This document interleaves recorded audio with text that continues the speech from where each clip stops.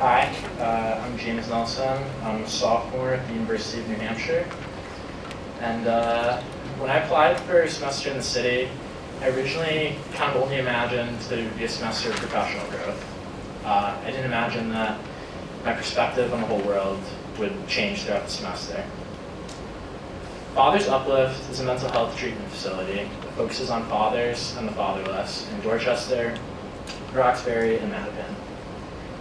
I was the development intern there, so I almost never actually talked to the clients face to face. But just being a part of the village at Father's Uplift, as they called it, helped me open my eyes to something that I'd been blind to for a really long time. It's probably not hard to tell just by looking at me that I grew up with a lot of privilege and a lack of diversity. On my first day of Father's Uplift, I realized that I was one of only a couple white employees there. Being the only white guy felt awkward at times. I wondered what the other employees would think about me. I would think things like, should I talk how I normally talk? Can I dress how I always do? Can I be who I normally am? I just wanted to fit in there. And as time went on, what I found is that they welcomed me to the village with open arms. But this was just the beginning of my revelation. I recently talked with a coworker there, Vicente, and I wanted to tell him how grateful I was to be accepted at Father's Uplift.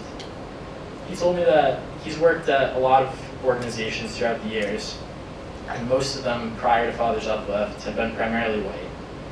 What he said to me was that until I came to Father's Uplift, I had never, ever felt comfortable bringing my whole self to work. In this moment, my privilege came crashing down on me.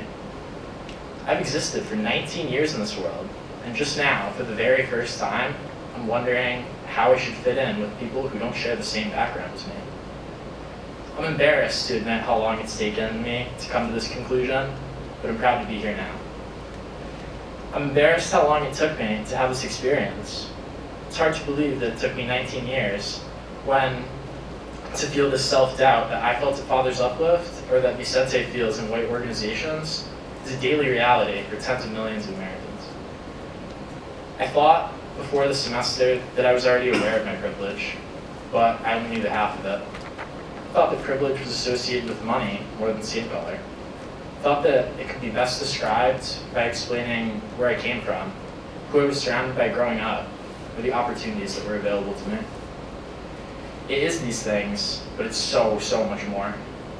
I've never worried about how I talk, how I dress, how I act, or what people would think about it. I didn't realize that walking around in my own skin without fear of people disapproving of it is the biggest privilege of all. My semester in the city experience has been a huge learning one. I've broadened my perspectives beyond the small bubble that I existed in until now. I already said that I'm embarrassed about how long it's taken me to fully arrive at this conclusion, but I know countless more people at UNH and in Connecticut, my hometown, that would benefit from this understanding greatly. Progress can't come when people like me do what's easy and what's comfortable. I'm determined to carry this message of understanding to everyone I can going forward.